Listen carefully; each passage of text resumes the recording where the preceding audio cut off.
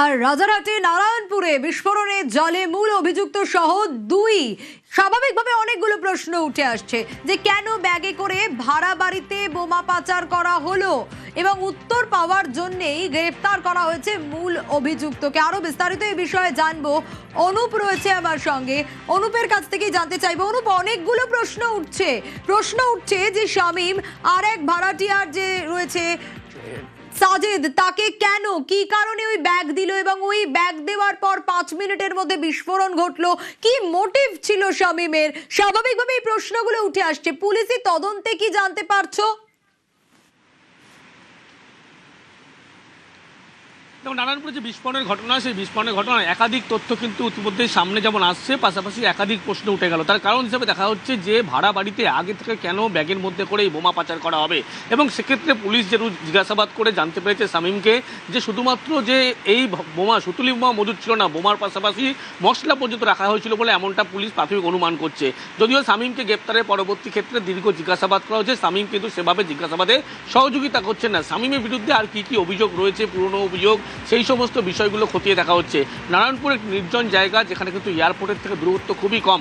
সেখানে কি কারণে, কি উদ্দেশ্য নিয়ে ভাড়া নেওয়া হয়েছিল এই বাড়িটি, এবং দালাল মারফত যে ভাড়া নেওয়া হয়েছিল, সে কারণে যখন ডকুমেন্টস বা পুলিশ ভেরিফিকেশন যেগুলো হয় তার আগে কেন সেই বাড়িতে প্রবেশ করা হলো, উদ্দেশ্য প্রণোদিতভাবে দেখা যাচ্ছে একজন নাবালককে দিয়ে সেখানে কিন্তু এই ব্যাগ পাঠিয়ে দেওয়া হচ্ছে। কিন্তু শামীম সেক্ষেত্রে দেখা গেল না, তিনি গেলেন না। ক্লোজ সার্কিট যে ক্যামেরার ফুটেজ, সেই ফুটেজ থেকে বেশ কিছু বিষয় পুলিশ স্পষ্ট হয়। তার পরবর্তী ক্ষেত্রে পুলিশের কাছে বেশ কিছু প্রশ্ন এখন অধারা। শামীমকে গ্রেপ্তারের পরবর্তী ক্ষেত্রে দীর্ঘ জিজ্ঞাসাবাদ করা হয়। এই বোমা কী কারণে আনা হয়েছিল, শুধু কি সুতুলি বোমা সেখানে রাখা ছিল, সুতুলি বোমা রাখলে শুধুমাত্র এই ধরনের বিস্ফোরণ ঘটবে না, এমনটা বলা চলে। কিন্তু তাহলে পুলিশের যে অনুমান, সুতুলি বোমার পাশাপাশি বোমার মশলা রাখা হয়েছিল, ইতিমধ্যেই সেই বিষয়গুলো মোহাম্মদ শামীম যে মূল অভিযুক্ত, তাকে জিজ্ঞাসাবাদ করা হচ্ছে। তিনি কিন্তু প্রতিটি প্রশ্নের উত্তর যেমন এড়িয়ে যাচ্ছে। বিষয় অনুপ, জানতে চাইবো যে এই বিস্ফোরণের পিছনে কি আরো বড় কোনো মাথা রয়েছে বা আরো বড় কোনো কারণ ছিল?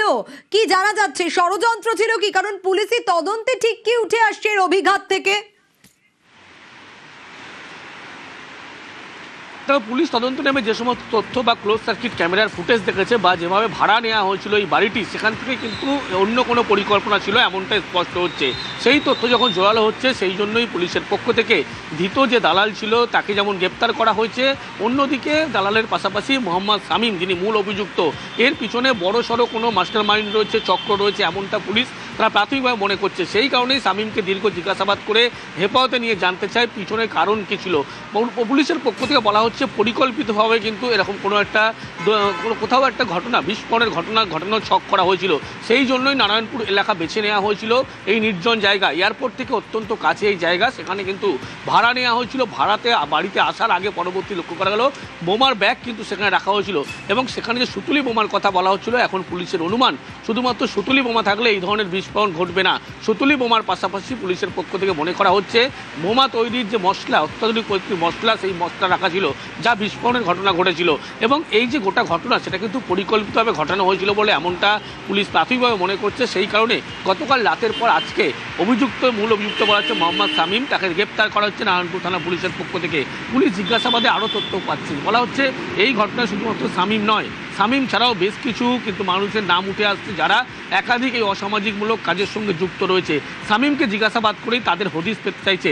এই মাস্টার মাইন্ডের পিছনে কিন্তু শুধু শামীম নয়, শামীমের পিছনেও বড় কোনো চক্র রয়েছে, এবং কি উদ্দেশ্য ছিল এই গোটা বিষয় কিন্তু শামীমকে জিজ্ঞাসাবাদ করেছে গতকাল রাতের পরে, এবং শামীম কিন্তু তদন্তে এখনো অসহযোগিতা করছেন। গতকাল থেকে তাকে যখন কামারকে গ্রেফতার করা হয়, প্রশ্ন উঠছে মোটিভের বিষয়টা। তার কারণ এই শামীম, সে তো বাম আমল থেকেই আমরা দেখেছি যে কামারহাটির ডন হিসেবে পরিচিত। সেই ডন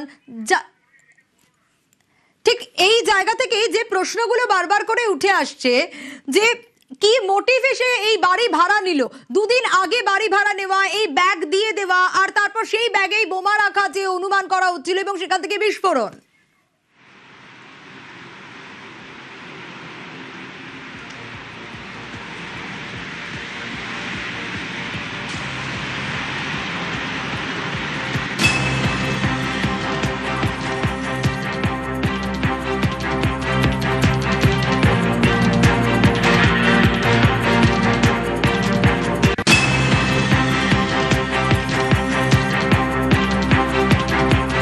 সঙ্গে থাকো একবার। আমরা নজর রেখেছি ইতিমধ্যেই যে আপডেটের দিকে, সুতলি বোমার পাশাপাশি সেখানে বোমার মশলাও মজুদ ছিল এমনটাও প্রশ্ন উঠে আসছে। বিস্ফোরণের অভিঘাত, লোকেশন, অনুপের কাছে যাই। অনুপ, মোটিভ কি ছিল এইটা বারবার করে প্রশ্ন উঠে আসছে, কারণ বিস্ফোরণের অভিঘাত হয়তো আরো বড় কিছু ঘটতে পারতো, আরো বড় কোনো ষড়যন্ত্র ছিল কি, শামীমের মোটিভ কি ছিল, এই প্রশ্ন বারবার করে উঠছে। কারণ পুলিশের পক্ষ থেকে কিন্তু এই মোটিভ কি রয়েছে গোটা এই বিস্ফোরণের ঘটনা, তার কারণ যে সমস্ত তথ্য প্রমাণ বা যে সমস্ত ডিজিটাল এভিডেন্স বা ক্লোজ সার্কিট ক্যামেরার ফুটেজ পেয়েছে পুলিশ, সেখান থেকে মনে করা হচ্ছে কিন্তু এর পিছনে অন্য কোনো কারণ রয়েছে। বিস্ফোরণ যে অন্য কোথাও একটা ঘটানোর যে পরিকল্পনা করা হয়েছিল, যার কারণে এই ঘর ভাড়া নেওয়া হয়েছিল পরিকল্পিতভাবে। এবং যে সমস্ত তথ্য এখনও পর্যন্ত নারায়ণপুর থানার পুলিশ তারা পেয়েছে, সেখান থেকে তারা মনে করছে যে শুধুমাত্র একটা মোটিভ ছিল বড় কোনো ঘটনা ঘটানোর জন্য, যে কারণে পরিকল্পিতভাবে এই ঘর ভাড়া নেওয়া হয়েছিল। ডকুমেন্ট সাবমিট করা হলে পুলিশ ভেরিফিকেশন করা হয়নি, তার আগে ব্যাগ পাঠানো হয়েছিল।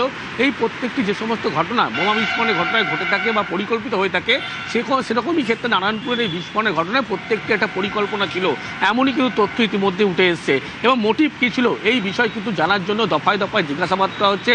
মূল অভিযুক্ত বলা হচ্ছে মোহাম্মদ শামীমকে, কিন্তু পুলিশ যেটা জানতে পারছে মূল অভিযুক্ত শুধু শামীম নয়, শামীমের পিছনেও কোনো মাস্টার মাইন্ড কাজ করেছিল। আর শুধু উদ্দেশ্য বলতে গেলে দেখা যাবে যে এই ঘটনায় শুধুমাত্র এই যে এখানেই বিস্ফোরণ ঘটাবে এমনটা উদ্দেশ্য ছিল না, পার্শ্ববর্তী কোনো অঞ্চল সেখানে একটা বিস্ফোরণের ঘটনার জন্য পরিকল্পনা করা হয়েছিল। যে কারণে এই যে মূল অভিযুক্তের কথা বলা হচ্ছে, বাম আমল থেকেই যার একেবারে ডন ছিল সেই এলাকার, কামারহাটি এলাকার, তিনি কিন্তু সেখান থেকে এই জায়গা থেকেই আসবো।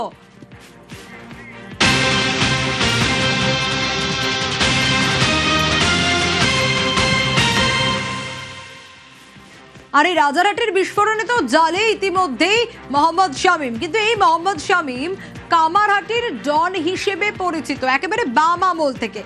একাধিক ডাকাতির ঘটনাতেও নাকি অভিযুক্ত শামীম। সুবীর রয়েছে আমার সঙ্গে। সুবীর, এই শামীমকে নিয়ে তো ভুরি ভুরি অভিযোগ। স্বাভাবিকভাবে তার কামারহাটিতে বাড়ি রয়েছে, যেমনটা তুমি গতকাল বলছিলে যে তাদের কোনো খোঁজ পাওয়া যাচ্ছিল না শুরুতে, তার সঙ্গে আরো দুজন থাকতো তার বাড়িতে, তার দুই ভাই। তো এরা দুদিনের জন্য যে বাড়িতে সে গেল না, উল্টে বিস্ফোরণ ঘটে গেল।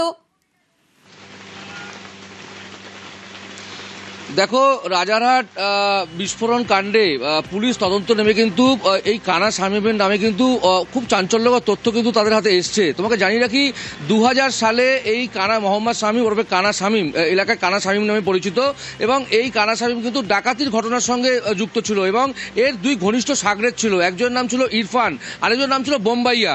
এবং এই ইরফান এবং বোম্বাইয়া কিন্তু এলাকার কিন্তু কামারহাটি এলাকার কিন্তু এর সাগরেদ হিসেবে কাজ করতো। এবং 2000 সালে এই বোম্বাইয়া এবং ইরফান যখন এর সঙ্গে ডাকাতির ঘটনায় গ্রেপ্তার হয়, তখন কিন্তু জেল থেকে বেরানোর পর এই আনোয়ার, অর্থাৎ আনোয়ারের সঙ্গে তার একটা দ্বন্দ্ব ছিল এলাকার, এবং আনোয়ার গোষ্ঠীর ভয়ে সে কিন্তু সেখান থেকে পালিয়ে চলে গিয়েছিল। এবং পালিয়ে যাওয়ার পরে তার যে দুই সাগরেদ অর্থাৎ ইরফান এবং বোম্বাইয়া কিন্তু খুন হয়। খুন হওয়ার পর সে কিন্তু গা ঢাকা দিয়ে থাকে এই কানা শামীম, এবং তারপরে কিন্তু 2014 সালে ফের কামারহাটি এলাকায় আসে, এসে সন্ত্রাস সৃষ্টি করে, বোমাবাজির ঘটনা ঘটে।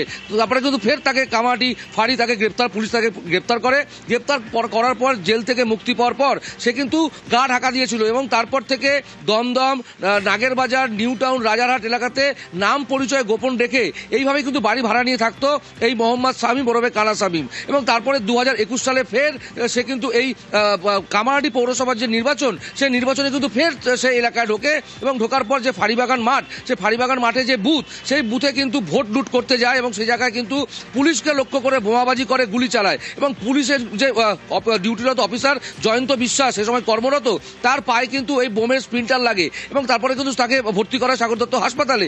এই বোমাবাজির ঘটনার পরে কিন্তু সেই জায়গা থেকে গা ঢাকা দিয়েছিল এই কানা শামীম।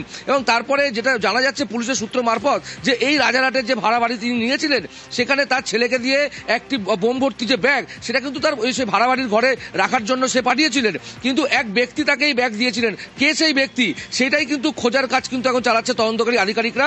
এবং ইতিমধ্যেই কিন্তু সেই ঘটনার পর তার যে পুরনো যে জায়গা অর্থাৎ ডেরা কামারহাটির এই 17 নম্বর ম্যাকেঞ্জি রোড সেখানে চলে আসে কানা শামীম এবং তারপরে কিন্তু সেখানে গা ঢাকা দিয়ে থাকে এবং সেখানেই গতকাল গোপন সূত্রে খবর পেয়ে কামারহাটি থানার পুলিশ সেখান থেকে কামারহাটি আরিয়াদহর একটি ক্লাবের মধ্যে লুকিয়েছিল এই কানা শামীম, সেই ক্লাব থেকে কিন্তু এই কানা শামীমকে পুলিশ গ্রেপ্তার করে গতকালই কিন্তু রাজারহাট নারায়ণপুর থানার পুলিশ নিজেদের হেফাজতে নিয়ে গিয়েছে এবং তাকে জেরা করা হচ্ছে যে কে কোন ব্যক্তি তাকে এই ব্যাগ ভর্তি বোম সেই বাড়িতে রাখতে দিল এই নিয়ে এই ব্যক্তিকে সেই ব্যক্তির খোঁজে কিন্তু তাকে দীর্ঘক্ষণ সময় জেরা করা হয়েছে এবং সেই ব্যক্তিকে তার খোঁজে কিন্তু এখন তল্লাশি চালাচ্ছে তদন্তকারী আধিকারিকেরা। বেশ।